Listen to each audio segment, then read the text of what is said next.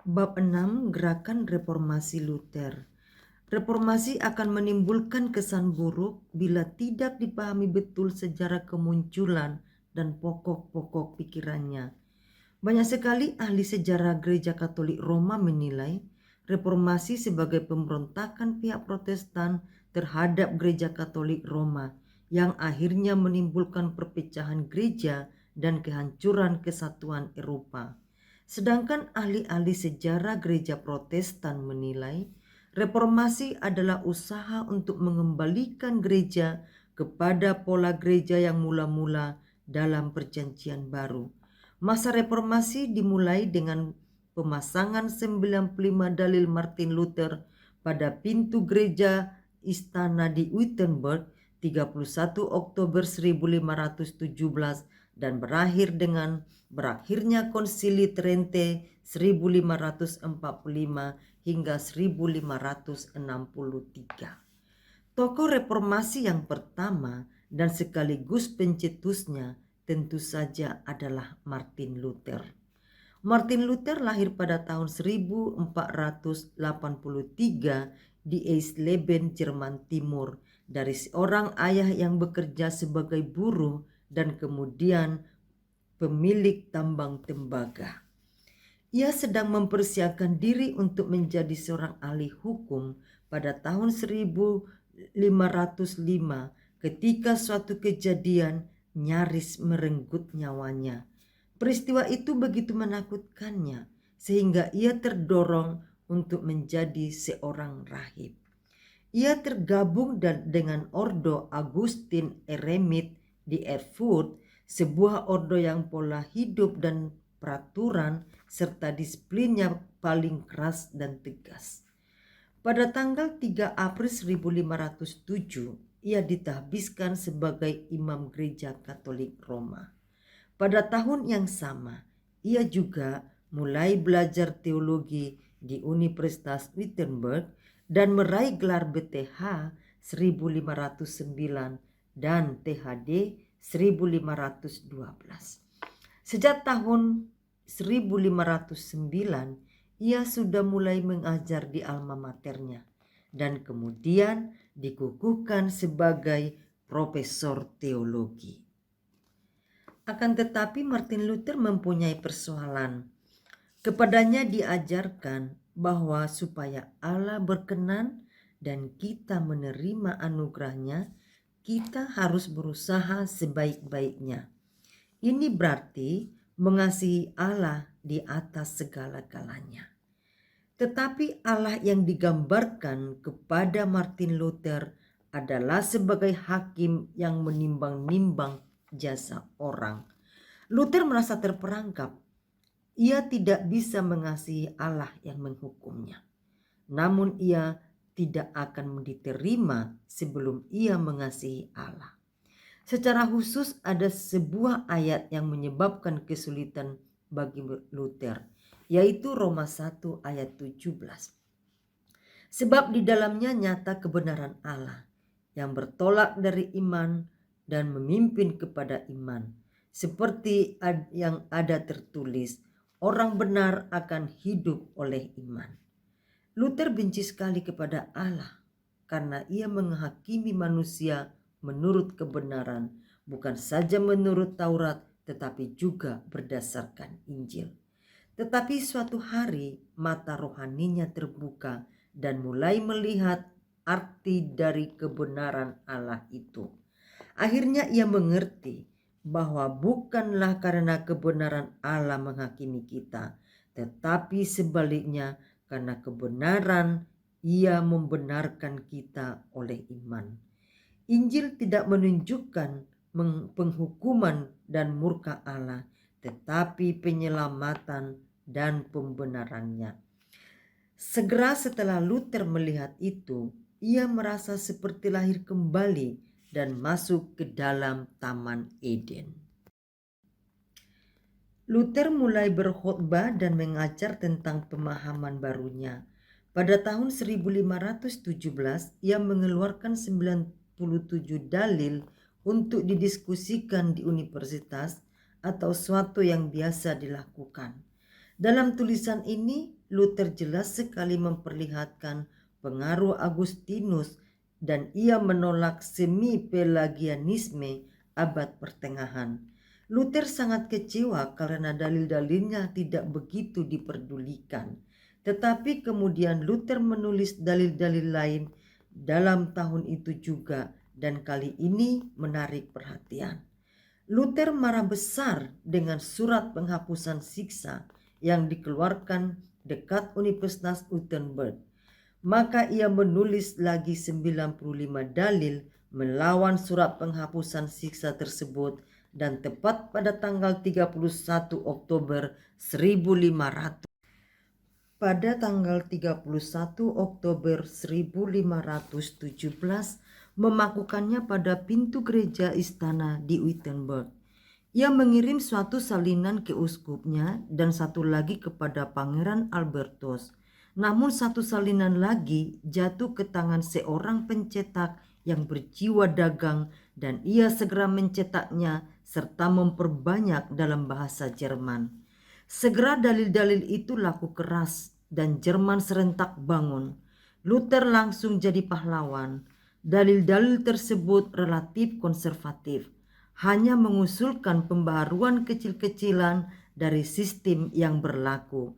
Misalkan, Luther tidak mempertanyakan adanya api penyucian, kuasa paus, atau adanya keabsahan surat penghapusan siksa. Tetapi dalil itu penting sekali karena menyerang kepausan dan bidang yang peka, yaitu keuangan.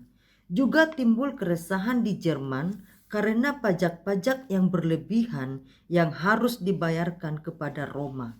Karena alasan-alasan ini diambillah tindakan untuk menutup mulut Luther, tetapi ia didukung rajanya Frederick yang bijaksana. Tanggal 31 Juni 1525, Luther menikah dengan Catherine von Bora, seorang bekas biarawati. Anak-anak mereka Hans 1526, Elizabeth 1528, Magdalene 1529, Paul 1533, dan Margaret 1534. Pada tanggal 18 Februari 1546, Martin Luther meninggal dunia di Eisleben, tempat kelahirannya. Martin Luther meninggalkan suatu ucapan yang patut dikenang di sepanjang masa. Pada bulan April 1521, ketika Luther diberikan kesempatan terakhir untuk menarik kembali apa yang diyakininya, ia berkata, "Di sini aku berdiri, aku tidak bisa berbuat lain." 1. Pokok-pokok pemikirannya. Teologi Martin Luther berpusat kepada Kristus atau sola Christus. Berita tentang penebusan dan pembenaran oleh Kristus merupakan inti berita Alkitab, dan hal ini tampak dalam banyak pokok pemikiran teologis Martin Luther. Beberapa pokok pemikirannya yang terpenting adalah: 1. Pembenaran oleh iman atau sola fide, dan karena anugerah atau sola gratia. Roh Kudus memanggil kita kepada iman dan mengaruniakan iman itu kepada kita. Iman itu bukan usaha atau keputusan kehendak kita, atau kata lain, perbuatan baik manusia, melainkan iman itu adalah karisma, karunia, dan pemberian Allah. 2. Predestinasi. Luther menyadari bahwa seandainya kepastian keselamatan tergantung kepada manusia dan kehendaknya ataupun perbuatan-perbuatannya, maka keselamatan dan kepastian keselamatan itu di luar jangkauan manusia. Jadi Allah lah yang memberikan keselamatan itu berdasarkan rahmat-Nya. Mazmur 115 ayat 3, Yohanes 6 ayat 10 dan 13, Roma 8 ayat 28 dan 29, 2 Timoteus 2 ayat 19. 3. Gereja. Gereja adalah setiap tempat di mana firman Tuhan diberitakan. Karena dalam dan melalui pemberitaan firman Allah, Tuhan sendiri bertindak dan berkarya. Firman adalah firman yang kreatif. Roma 4 ayat 17. Pemberitaan Injil menciptakan iman. Roma 10 ayat 17. Dan dengan demikian menciptakan gereja. 4. Baptisan oleh Martin Luther disamakan dengan pintu masuk surga. Suatu tawaran Allah untuk menerimanya berdasarkan firman Allah. Iman bayi, iman orang tua, dan iman jemaat. 5. Perjamuan kudus. Perjamuan kudus adalah daging dan darah yang sebenarnya dari Tuhan kita Yesus Kristus melalui roti dan anggur yang diberikan bagi orang Kristen, yang ditetapkan sendiri oleh Kristus untuk pengampunan dosa, penguatan iman, dan suatu ungkapan persatuan dengan Dia dan dengan sesama yang orang percaya. Kuasa Kristus sendiri hadir di dalam roti dan anggur perjamuan kudus atau konsubstansiasi. Perjamuan kudus atau konsubstansiasi. 6. Pengakuan dosa. Luther mendorong para pengikutnya untuk mempertahankan pelayanan pribadi dan penyampaian kata pengampunan dosa oleh pelayan Allah. Luther meyakini bahwa orang percaya bisa jatuh ke dalam dosa, namun tersedia baginya pengampunan jika mau berbalik kepada Tuhan dan memohon pengampunan. 7. Jabatan gereja dan imamat orang percaya. Luther menekankan keimanan orang percaya, namun karena jabatan ini milik semua, maka jabatan untuk pelayan umum tidak dapat diambil oleh seseorang berdasarkan keputusan pribadi, melainkan ia harus dilantik atau dipanggil oleh gereja dan jemaatnya yang mengangkat dan menabiskan dia. 8. Hukum Taurat dan Injil. Taurat dan Injil sebagai dua aspek dan fungsi firman Allah tidak dapat dipisahkan. Taurat tidak dapat didentikan dengan perjanjian lama dan Injil dengan perjanjian baru. Keduanya adalah menyatu dan saling melengkapi. Bila mana Injil dilepas dari Taurat, maka orang-orang percaya terancam oleh antinomisme atau hidup tanpa hukum. Sebaliknya, bila Taurat dilepaskan dari Injil, maka orang-orang percaya terancam oleh legalisme atau hidup yang diatur oleh hukum semata-mata. 9. Gereja dan negara. Relasi gereja dan negara sering diungkapkan dengan istilah dua kerajaan atau dua pemerintahan. Konsep dan perbedaan di antara keduanya tidak dapat dimengerti lepas dari konsep Luther tentang Taurat dan Injil. Dengan kata lain, pengajaran tentang dua kerajaan merupakan penerapan pengajaran tentang Taurat dan Injil dan kehidupan sehari-hari. 10. Coram Deo atau di hadapan Allah. Inti teologi Martin Luther khususnya sejauh menyangkut pembenaran oleh iman atau sola fide dan teologi salib atau teologia crucis. Terdapat kesadaran semakin besar dan semakin tajam serta sensitif akan Allah yang Maha Kudus dan akan kebenaran serta keadilannya yang membawa Kristus kepada kayu salib.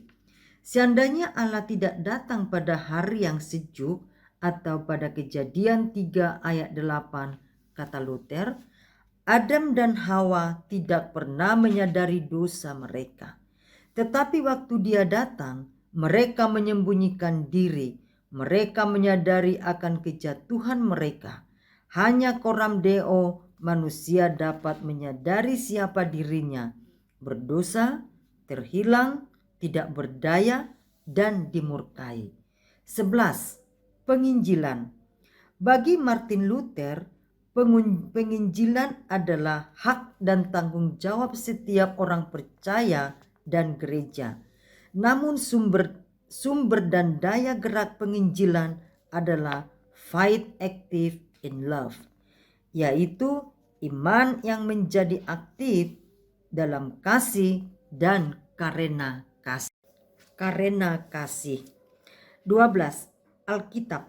Martin Luther mempercayai bahwa Alkitab adalah otoritas tertinggi dan terakhir atau supreme and final authority. Selain itu, ia juga mempercayai bahwa Alkitab itu cukup untuk menentukan pengajaran gereja atau sufficiency of scripture. Penemuan prinsip-prinsip penafsiran Alkitab mulai diperoleh Martin Luther dalam persiapan pengajarannya tentang beberapa kitab dalam Alkitab. Mazmur tahun 1513 sampai 515, 1518 sampai 1519, Roma 1515 sampai 1516, Galatia 1516 sampai 1517, dan Ibrani tahun 1517 sampai 1518. Melalui studinya, Martin Luther mengubah sistem penafsiran dan menolak pola penafsiran yang dikembangkan oleh Origenes tahun 185 sampai 254. Arti harafiah, alegoris, anagonis, dan tropologis. Luther mengakui hanya arti harfiah atau sensus literalis sebagai dasar penentuan pengajaran. Alkitab dapat dan harus dimengerti dari dalam dirinya sendiri atau sui ipsius interpres. Berdasarkan pengajaran tentang keimanan orang percaya, Luther menekankan hak setiap orang percaya untuk menafsirkan firman Tuhan di bawah bimbingan dan pengurapan Roh Kudus. Di samping itu, Luther juga memberikan semacam garis pedoman penafsiran Alkitab, yaitu perlu adanya pengertian mengenai tentang tata bahasa, pentingnya untuk memberikan perhatian kepada konteks historis, teks-teks paralel juga perlu diperhatikan. Dibutuhkan iman dan pengertian rohani untuk menafsirkan firman Tuhan yang tepat. Memperhatikan analogi iman atau Roma 16 ayat 6b. Sesuai dengan iman kita, seluruh kitab harus ditafsirkan dalam hubungan dengan Kristus. 2. Tahap-tahap perkembangan gereja Lutheran. Martin Luther dan para pengikutnya sebenarnya tidak mempunyai rencana untuk mendirikan suatu gereja baru. Gerakan reformasi dimulai sebagai gerakan pembaharuan gereja. Pengucilan Luther oleh kuasa Gereja Katolik Roma dan penetapan Imperial Ban mendorong dan memaksa Luther untuk mengambil langkah-langkah demi mengamankan situasi gerakan pembaruan gereja yang dipimpinnya. Langkah-langkah tersebut adalah penerjemahan Alkitab tahun 1522 sampai 1534. Penerbitan buku nyanyian 1524. Tata tertib ibadah 1526. Katekismus kecil dan katekismus besar 1529. Pengakuan Augsburg atau Confessio Augustana CA 1560. Buku Concordia atau 1580, Book of Concord atau buku kesehatian.